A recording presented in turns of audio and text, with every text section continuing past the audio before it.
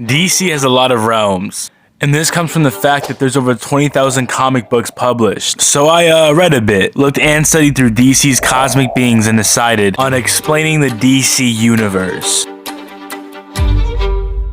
Alright, so considering how vast DC is, when it comes to its hierarchy and its explanations for the realms, a lot of people can have different interpretations. So what I say here is not the end-all be-all, there's many interpretations to the subject, I'm just simply inputting mine. And the order I'm going in will not be from lowest to highest, I'll be going in a specific order where every realm I explain makes sense. Although I will mention if the said plane is above or below the one I explained before. And if it ever gets confusing, I have my own map in the description below with the set hierarchy and summarized explanations to its placements. Now let's begin. Now, the origin of the DC multiverse is pretty straightforward and transparent. In the beginning, everything and nothing were the same thing, until this tiny little speck was created on this nothingness, which was the creation for the multiverse. Now, the multiverse has many universes, in fact, infinite until a being named the Anti-Monitor came into play. He called an event what's known as a crisis, and his crisis event had every hero in the multiverse ganging up on him. It eventually ended in the infinite universes ending into one, but the Anti-Monitor was defeated and the one universe went back to an infinite multiverse. Now this makes sense to happen because the multiverse works in a way where every decision makes a new world. For example, if I choose to have cereal over pancakes for breakfast, an alternate reality will then be made where I have pancakes for breakfast, going on for infinity. Therefore, everyone's one way or another the center of a universe. Now, some people believe that there's only 52 universes, but this is a huge misconception by not only how consistent it is there's infinite, but the fact that this is literally talking about the known 52 worlds. And even Rip Hunter debunked this idea of only being 52 universes. That was pretty fast. We just blitzed through the first crisis and how many worlds there are in the multiverse. But the Anti-Monitor crisis is not the only one. Many other reality-shattering attacks occurred, such as Infinite Crisis and 0 Hour. And after each crisis, heroes are always there to stop them and eventually repair reality, which at the center of the multiverse, Earth Zero, contains these heroes at their most primal self. But it gets a bit more fundamental than that.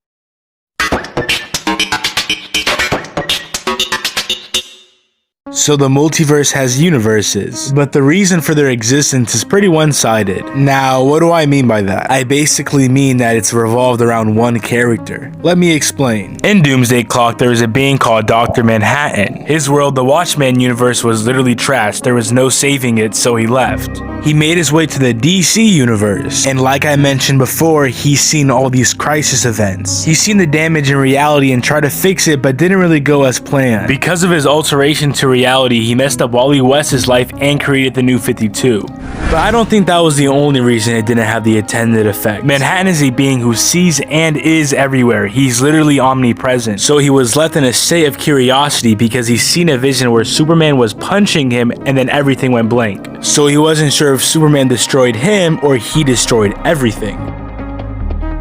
So he searches on his path to figure out what happens. He indirectly causes some trouble on Earth, so all the heroes pull up on him, and all the magic users, all the lanterns, they all just get violated. Lex Luthor explains how this guy's messing with all of creation, which creation is just another word for the multiverse. So in summary, this guy's freely altering the whole multiverse. But our journey doesn't end here, no. Manhattan's path to curiosity discovers a place called the Metaverse.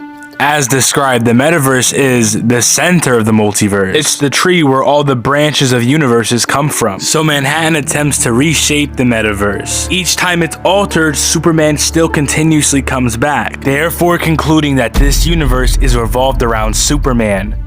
So Manhattan expands his curiosity and experiments. He reshapes the metaverse and sees how the multiverse reacts to this. Superman and Manhattan then meets up. Clark gets angry at him because, he's messing with his life. And that punch Manhattan scene was Clark actually protecting him. So then he realizes he ends everything, but this fails. He couldn't end everything because, once again, the metaverse has to have Superman exist. This inspires Manhattan, and then he explains how all the universes are only existing just to preserve another era for Superman. And Superman, no matter how hard you try, will never actually get erased because the multiverse needs a hero like Superman. So Manhattan decides to go back to his world, the Watchmen universe, give up all his powers to a child in hopes that this child will be the hero like Superman.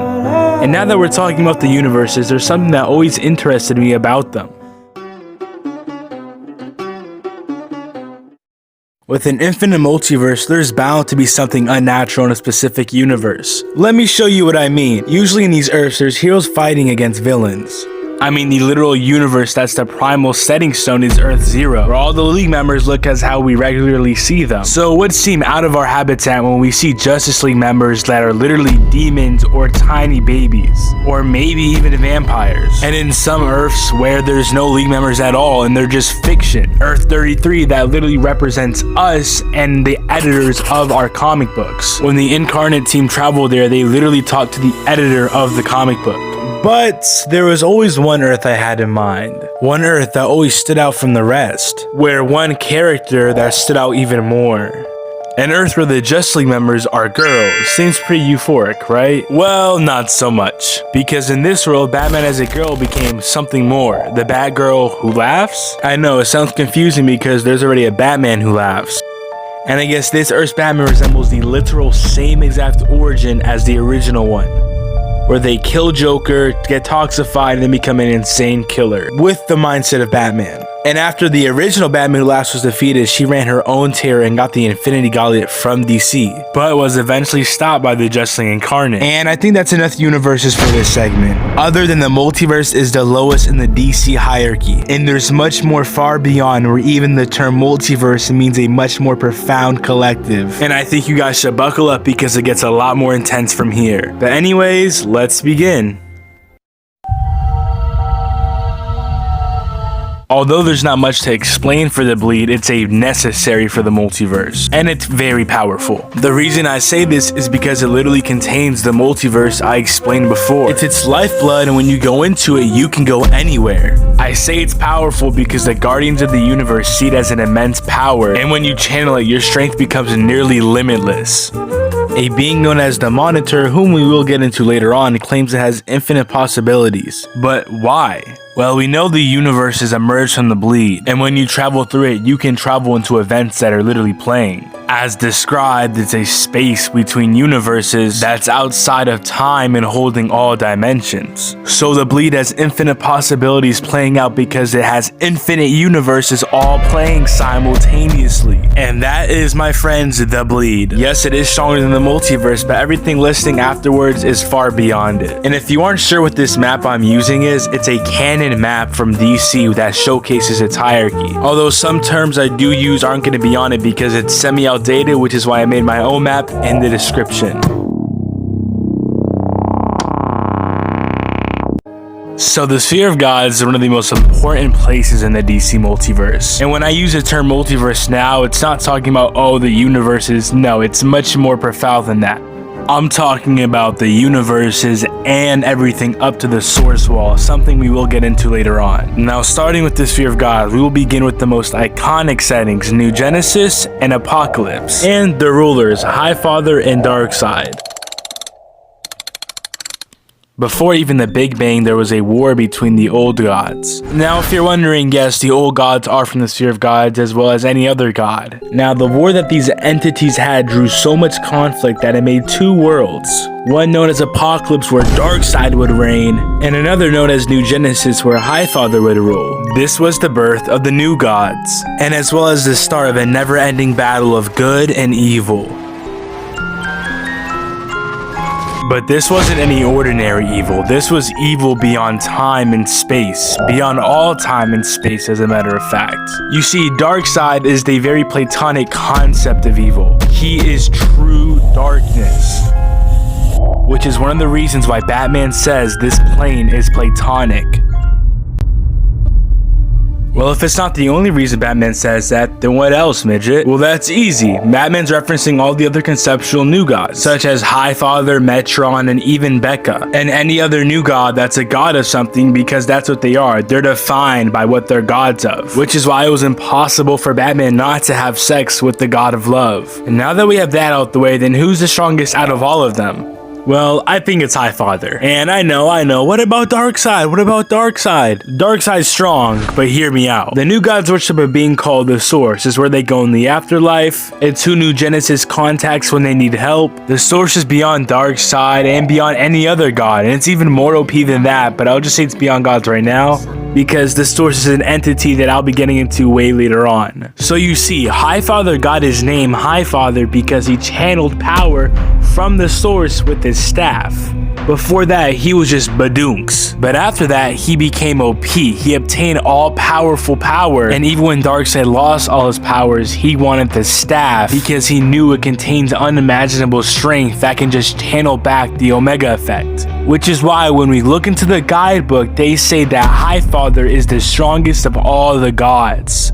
And that, my friends, are the new gods. Wait, hold on. There's one more thing I have to mention. So you know I explained the new gods are conceptual beings? Well, because of that, their true form is so huge, they basically overshadow the multiverse. The lower one, of course. So they have to send out emanations across the multiverse and lower themselves using boom tubes, which is a construct that defies explanation. But we do know it lowers their size where they can adequately exist in the plane.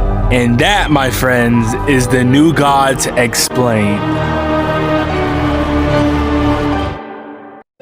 Okay, now that we're done with the new gods, that doesn't make us done with the sphere of gods, because there's two more settings that we have to go to. The dreaming and magic, and when we go into either of them, they both connect together, so either one is fine. Let's begin with the dreaming. Now, the quote-unquote dreaming has a ruler. It's the Dream King Dream.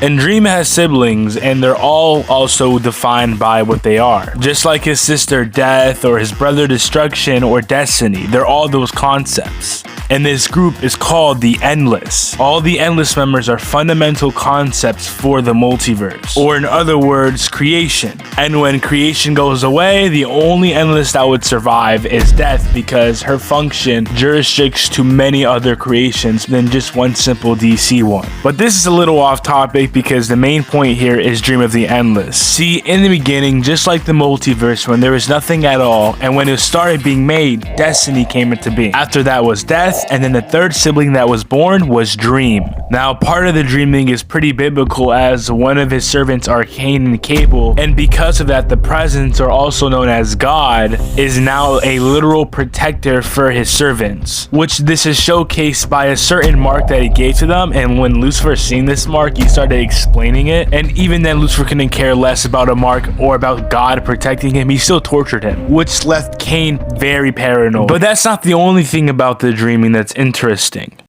See, the dreaming is very metafictional. They have characters that literally narrate throughout all the stories, and the stories that we read on DC in the multiverse comes from the dreaming. Just like the Dark Multiverse story, certain stories of the universe which aren't actually real, it's literally described here that any notion, any hints of an idea that a person has, it's automatically born in the dreaming. And even gods are born in this realm. Now, why is this the case? I've searched, and they give a hint as to why this happens. So the collective unconsciousness is our minds and what we believe in our minds. So what we believe in with the dreaming is manifested as true. So when they believe in stories of like the universe, for example, of how it came into being, that is now true. But that's only true in the sense of their perspective, and it's not actuality overall. And let me give an example for that. If a character believes that the origin of the universe is, I don't know, God spoke it into existence, that doesn't change the actual origin. All it does is make it from that person's perspective as true, which is why when the Spectre believes he killed God, a priest tells him that that wasn't God, that was only your perception of God. Or when Dr. Fate explains we stop believing in these stories doesn't change it just means they don't exist anymore. Or when Deadman explains certain stories of dead gods now don't exist, so those gods are dead. There's even myths about the source that are believed as true because of the collective unconsciousness. Now, this doesn't alter the source's truest form. No, it only alters the stories that are made for the source. Which is why when the author was asked if the source is bound to the collective unconsciousness, he says this. A little bit better. When Eclipso killed the collective unconscious, he said God is dead. Does the presence need the collective unconscious to exist? No.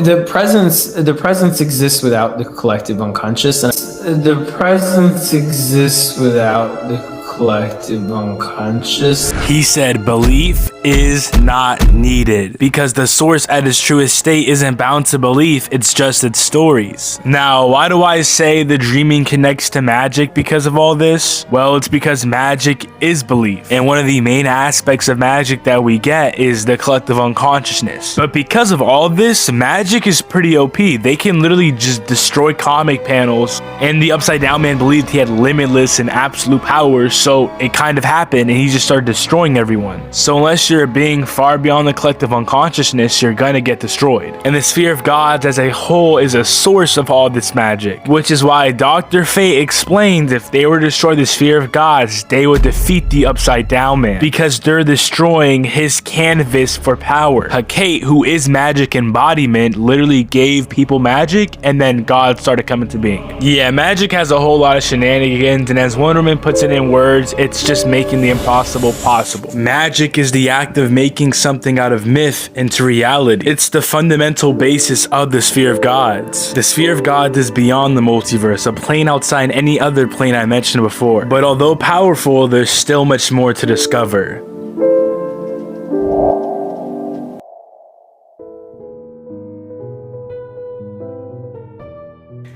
Now, Limbo is a pretty easy and understandable realm. When Superman went to Limbo with Shazam, they explained to him this is a place with no stories, no heroes, nothing. Except for one story. A story written by a monkey on a typewriter. Legend has it that this monkey will write so long that he'll outright everyone in Limbo. But Limbo's lore comes with a lot of sadness. See, in Limbo, since there's nothing at all, when characters go there, they go there because they're forgotten. When Animal Man transported to Limbo as a traveler, he met up with Mr. Freeze. Mr. Freeze was shown as distraught, sad, he couldn't even remember what a human looked like. He was one of Batman's biggest villains, and then everybody forgot him. And when Superman was transported to Limbo and then was going to leave, begged him not to be like the rest. And then he said he's tired of being a part of this cosmic dump. Limbo says no. Limbo is home to the writer of Grant Morrison and is a metafictional realm where all concepts that are forgotten are applied.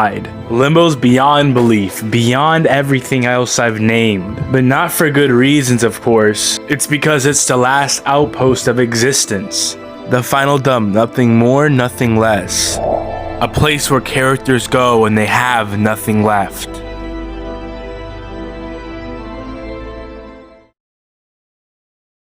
Now, instead of ending with their placements, let's start with it. Neil, before its retcon, was outside of literally everything. It resided in the Overvoid, a realm we will get into very soon, and seen the multiverse as a literal speck. Now, afterwards, it was trash. It was still within the source wall, still within the multiverse, as if it was never that high up in the hierarchy in the first place. Although that was short, that was only the construct. Now, the lore within Neil is a lot more deep.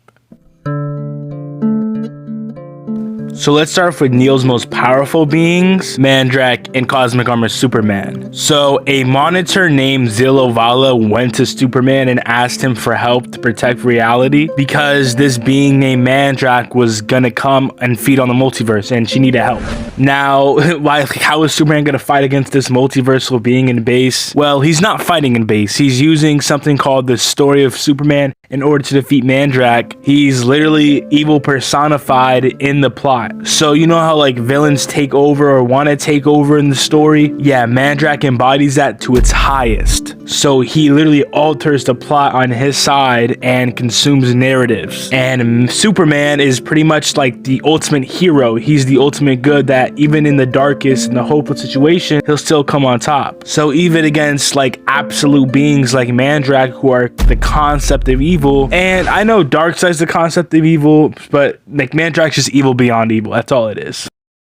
Doesn't make much sense, but it's comics, so it doesn't even matter. We just have to accept it. Continuing on, they end up fighting, and Kaz beats Mandrak. Because as you know, Kaz has to win. He has to defeat the ultimate enemy or any enemy that he fights. And to be honest, these two characters rank very, very high in DC. Like, there's barely anyone close to none that defeat them. whom we will get into later. See, now Mandrak's origin is widely oversimplified. The origin of Mandrak is before he became Mandrak, he was known as Dax Novu. And after he was born as Dax Novu, he was sent to investigate the stories. When he was investigating stories, he was then contaminated, turned into Mandrak, yada yada yada. But that's not all that happened. Yes, Mandrak was sent to inspect stories, and yes, Mandrak was infected by them, but there is still much more that was left out. See, when Superman was reading the book that the monkey wrote out in Limbo, they explained how Dax Novu was shunned. He was sent in a jail, giving his life up to darkness and fighting the beast in chains. Now, they never explained who banished him. They never explained how he got banished. They just say it happened. Now, I believe I know why he was banished, and I think there's an easy perpetrator. Now, though Dax Novu was the first Neo Monitor sent out, there eventually came many more. Him coming first essentially made him the outcast, and he knew more. And because of that, he did something they didn't like, so the monitors shunned him. But why would the monitors attempt to make something that they want to stop themselves? Now, although that seems it addresses my theory on the subject, there's two explanations to this. The monitors are vampires. Zilavala's shown it, his brother's shown it, they're definitely vampires. But they don't seem like vampires, do they? They rarely to never ever show this.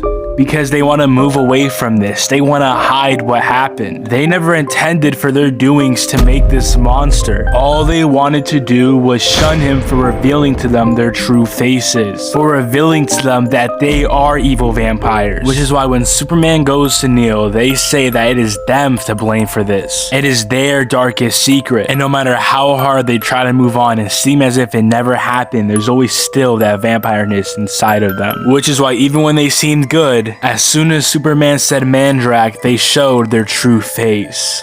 And that, ladies and gentlemen, is Neil Explained.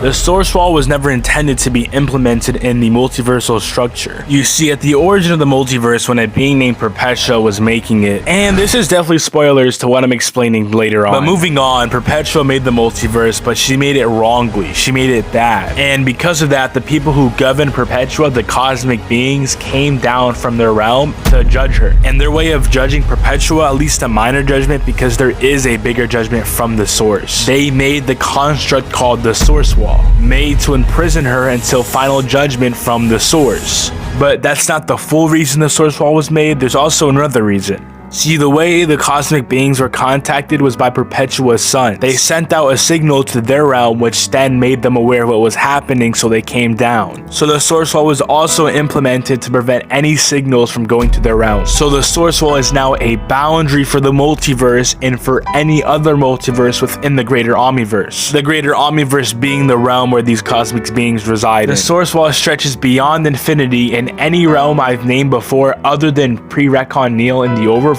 is encompassed within the source wall. Anybody who touches the source wall, goes onto the source wall, is automatically embedded within it. It's like a jail for them. And that jail is there to stop anybody from leaving the multiverse. Unless you're like Lucifer, can just stay on the source wall and not get jailed because you're just that powerful. And there's one more thing that's a part of the source wall that I want to get into. That in the source wall, there's something called the Aleph. In the Aleph, you're capable of seeing the whole multiverse at one time. Lucifer has went to the Aleph and viewed everything at once with no difficulty, although that's not the same for everybody else, because when Swamp Thing went there, his brain was malfunctioning. It's also good to note that there are two source walls, but the functions they represent are completely distinct. One source wall resides in New Genesis for the new gods to contact the source, and the source wall I just discussed here stands at the edge of the multiverse, blocking everyone off from the source and his servants, as well as protecting them from the consuming overvoid. And that, my friends, is the source wall explained.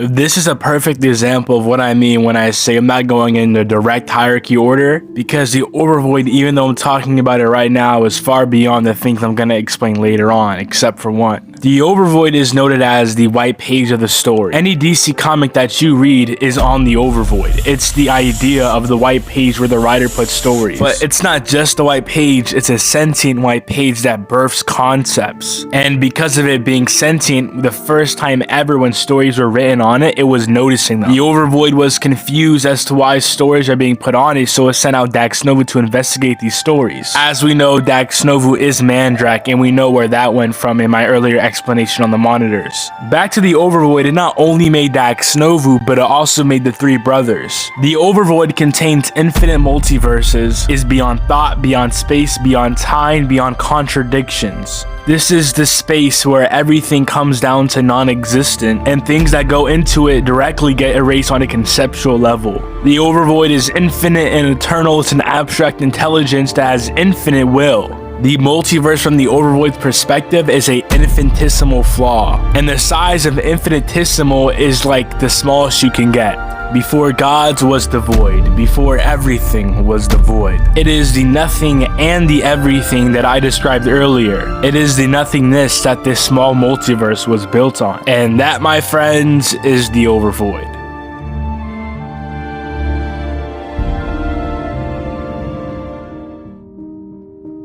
Now, Perpetua's origin is pretty simple and easy if you understand the concepts within it. But you might not, considering this is a DC Universe video. It's my job to explain it to you. So I'll explain certain things that she uses within her origin or things she creates in her origin after I'm done with it. So beginning with her origin, Perpetua was a cosmic being born in the Overvoid. After this, she was sent to make a multiverse. She was sent to make this multiverse by the Source, and the Source gave her some power to do so. See, there's specific conditions when she has to make this multiverse though. 1, this multiverse has to be set out good. 2, she has to give the power back to the Source when she's done making the multiverse. And 3, when she's done making the multiverse, she has to give up her life. See, Perpetua was fine with the first one, as at least it seemed like it. But what made all the rules violated is the third one. Perpetua didn't like the idea that she had to kill herself after she's done making the multiverse. So, and with that, she violates all 3 other rules. Yes, she makes the multiverse, and yes, she makes 3 children with them. And yes, she makes the 3 realms for her 3 children. But she also makes her own army. And interesting enough, when she made this army, she combined human DNA and Martian DNA. Because that combination makes an entity, an apex predator that's capable of adapting over time. So she planned on making this humongous army of apex predators that just continuously adapt, and at a point in time, they'll be so strong that when they reach judgment, when the cosmic beings come down to fight them, they're gonna get violated. But one of the sons, the Monitor, notices that all the other multiverses, they have no ruler. But this multiverse that his mother made is still the ruler and still alive, therefore implying that she broke the rules. So eventually he gets his brothers, they contact the cosmic beings, they come down and judge Perpetua. Because Perpetua defied her function. She did not do what she was supposed to do. She broke the 3rd rule and in turn broke every other rule. After this, Perpetua lost her ranking in the cosmic hierarchy and was now disconnected from it, all because she didn't follow the rules that she was sent out to do. And that, ladies and gentlemen, is Perpetua's origin explained. Okay, so I mentioned earlier that I'm going to be explaining what she uses to make the multiverse to have it all make more sense. So when the Source gave her power, the power that he gave her to shape a multiverse was called the 7 Forces. There's a good side to the 7 Forces, or you can decide to make it bad. When Perpetua was making the multiverse, originally she's supposed to use the good, but you know, she used the bad. Now, what are the 7 Forces? Well, its good side contains the Speed Force, the Emotional Spectrum, the Sphere of Gods, Collective Unconscious, the dimensional structure, the life force, and faithfulness. The speed force is made to give the universe motion, so everything in the multiverse can run properly. The emotional spectrum is there to allow motion to be outputted in the multiverse. The life force connects people's souls, and it's more better in the ocean, I guess. It's for like Atlanteans primarily. The sphere of gods is to give out magic to people and for gods. The collective unconsciousness has to do with our minds, and the dimensional structure is where the monitor monitor resides in, monitoring over the multiverse. And faithfulness is about having faith and having hope in things. When Starman was connecting to the seven forces, he was connected to everything in the multiverse, all life. And Perpetua literally held these seven forces in her hand to make the multiverse, and even things like the emotional spectrum, which makes up the lantern, she just held like it was nothing. Now, what about the dark forces? The dark forces are everything that I just explained earlier, but it's opposite. So the still force would be the opposite of the speed force, will be no motion at all. The ultraviolet spectrum would be hidden emotion instead of emotion being released, which is even faster than Barry Allen. The void wind is the opposite of the sphere of gods. It's made to kill magic and gods. The tear of extinction is made to go against the Atlanteans and anything to do with that, the life force. And the sixth note is basically having power from the sixth dimension, which is a realm we're going to get into later on. It's power beyond imagination. And then there's faithlessness, where there's no faith and hope at all. The seven dark forces is powered by selflessness. It's what Perpetua decided to use in making the multiverse bad. So yeah, Prime Perpetua is that OP. She literally held the speed force itself, the connection to all the speed sources and what gives them speed, in her hands like it was nothing. And the White Lantern power in her hands like it was nothing. And if you're wondering what's the strongest out of all these forces, I would say it's a battle between the emotional spectrum and magic. Now let's get into the three realms that she made for her children. So Perpetua made the World Forge and the Dark Multiverse. Starting off with that realm, the Dark Multiverse wasn't always intended to be how we see it is now. If you don't know, the way we see the Dark Multiverse now is with all these fulfilling Batmans that are evil, like the Batman Who Laughs, the Darkest Night, etc. But it was never intended to be that way. You see, the Dark Multiverse was made for the Forge's placement. The Forge is where all stories come from. The stories that we were talking about earlier in the multiverse, all those stories come from the Forge in the Dark, being created by the World Forger. Now, the reason I say the Dark Multiverse wasn't intended to be how it is now is because the World Forge, it also makes these bad stories. But there's a dragon named Barbados who's made to kill these stories if they're bad. But Barbados defied his function and allowed them to live. Not only did Barbados allow them to live, but he kept them. He kept them to build an army so at one point in time he can take over the multiverse with all these evil Batmans. The World Forge is connected to everybody in the multiverse. It is what amped Wonder Woman in order to re-retcon all the Crisis events into one story. It is what also amped Wonder Woman to defeat the Darkest Night. So now you know every story in the multiverse, it is created by the World Forger. And FYI, the World Forger is so powerful, if he exists in the multiverse, it gets destroyed. So he has to lower himself in order to even exist there. Next is the Antimatter Universe. Perpetua made the Antimatter Universe in order to just be another source wall. But after the source wall was made, it made the Antimatter Universe basically useless, which was the cause of Crisis on Infinite Earths. Basically, the Anti-Monitor got so angry the source wall was made, he caused a Crisis event. And the universe where the Monitor resides in. The plane where the Monitor resides in is basically a plane where he oversees reality. It's where he sees the multiverse in a literal jar, preventing any Crisis events, including the ones like the Anti-Monitor. And I want to include this real quick, that these people, including Perpetua, reside in the sixth dimension. And the sixth dimension is beyond the source wall, beyond the multiverse, and is at the pinnacle of the apartment. And what I mean by pinnacle of apartment is like they still use the term multiverse for the sixth dimension, but they use it in a more profound way. So when they say multiverse for the sixth dimension, that's talking about like the totality of literally everything. And then beyond that is like Neo and the greater Omniverse and the Overvoid.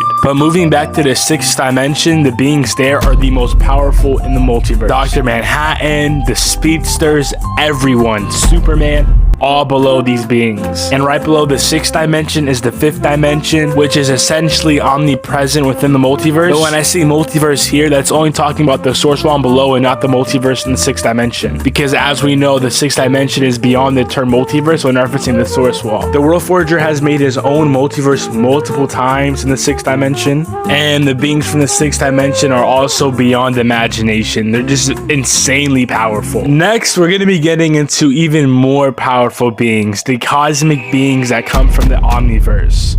We're also going to be discussing their hierarchy and who ranks above all. When we get into this realm, it all gets so intense so quickly, so buckle up and let's begin.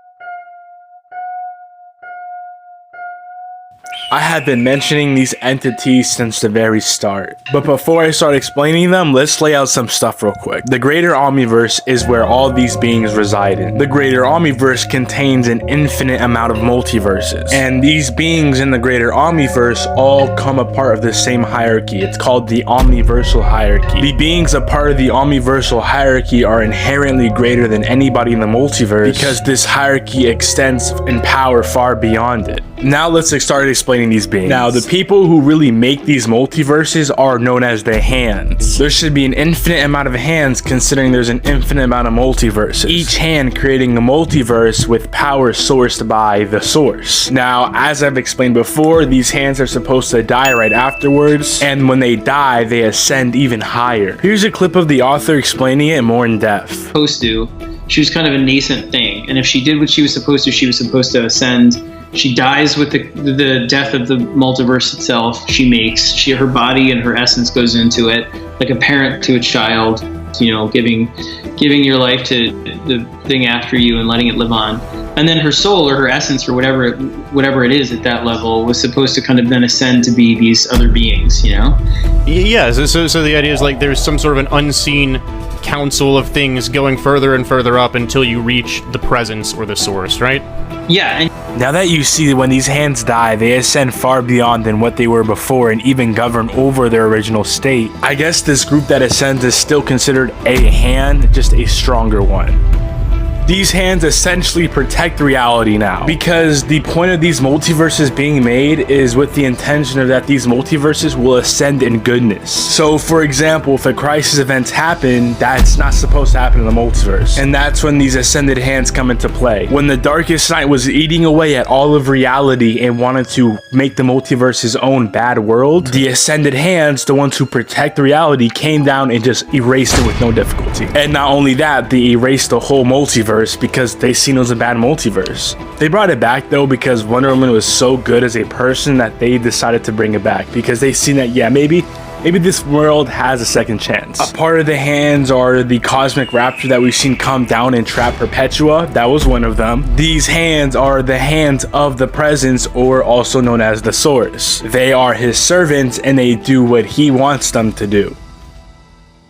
Now that we have the hands out the way, let's talk about the Chronicler. Now, the Chronicler is a part of the omniversal hierarchy, but it's not really known if he's above the hands in it or not. Now, what the Chronicler does is he basically studies all these multiverses that are ending. So when the darkest night was ending all of reality, the Chronicler was then sent out from the greater omniverse and to investigate what's happening. He will then record all the events, record the whole multiverse's history, and then leave. The Chronicler is protected by the source, and considering he's a part of the omniversal hierarchy where he has to fulfill his burden, he would be stronger than anybody in the multiverse. Now, after the Chronicler and the hands, we now have to go to the highest in this hierarchy.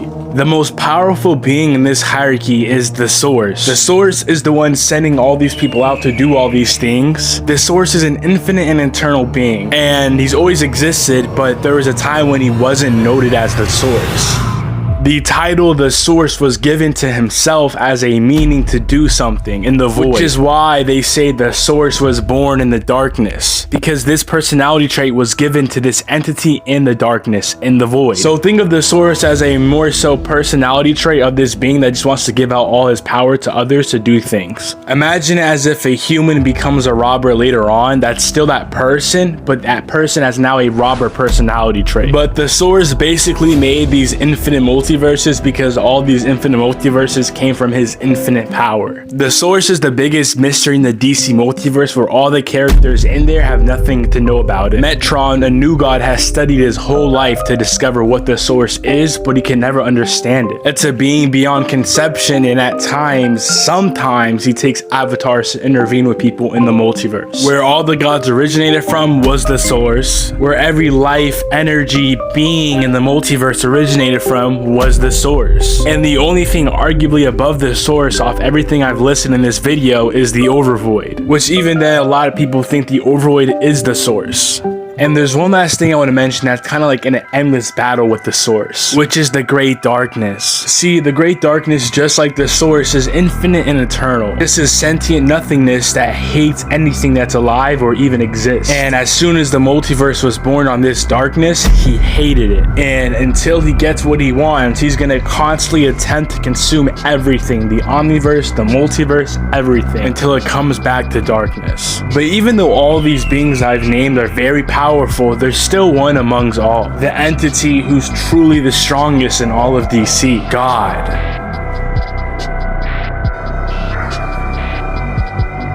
So many people have their theories on who God is and how he operates in the DC universe. Some see it as the writer, some see it as the endless. Also minds. For example, like Neil Gaiman.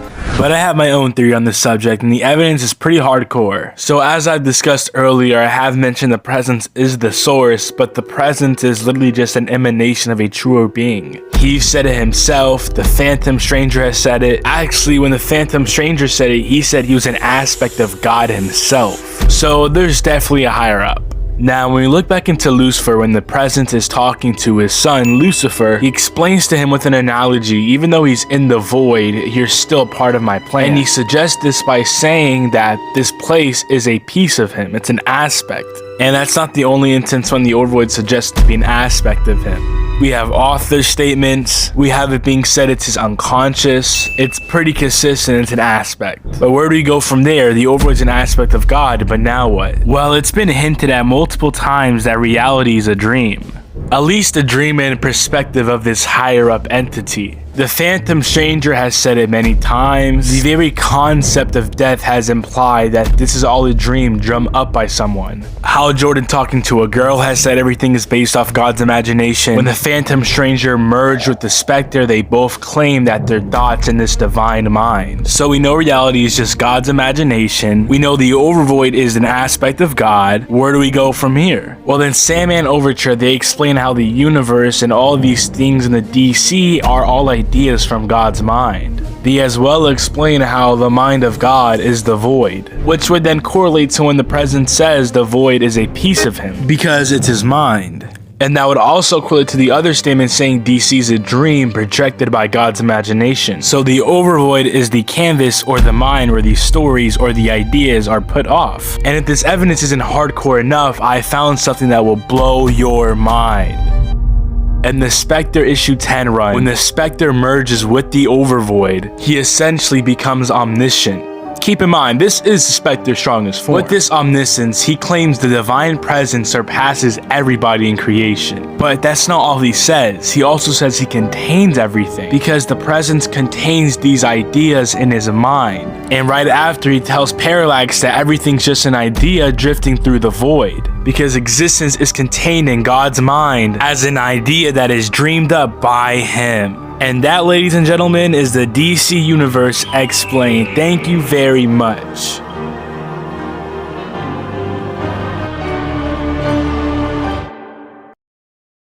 Thank you guys for watching, and I know there's probably a couple realms that I left out considering how big DC is, and now that I'm just realizing I did leave out Hyper Time, so I'll probably just end up making a solo video on the things I forgot. And like I said before, if anything is confusing, there's a map in the bio. After you go to a map, you can see a thing's placement, then go back to the video and look at a timestamp for that realm, and it'll probably have everything make a lot more sense if it's confusing. Okay, that's it, I'm out.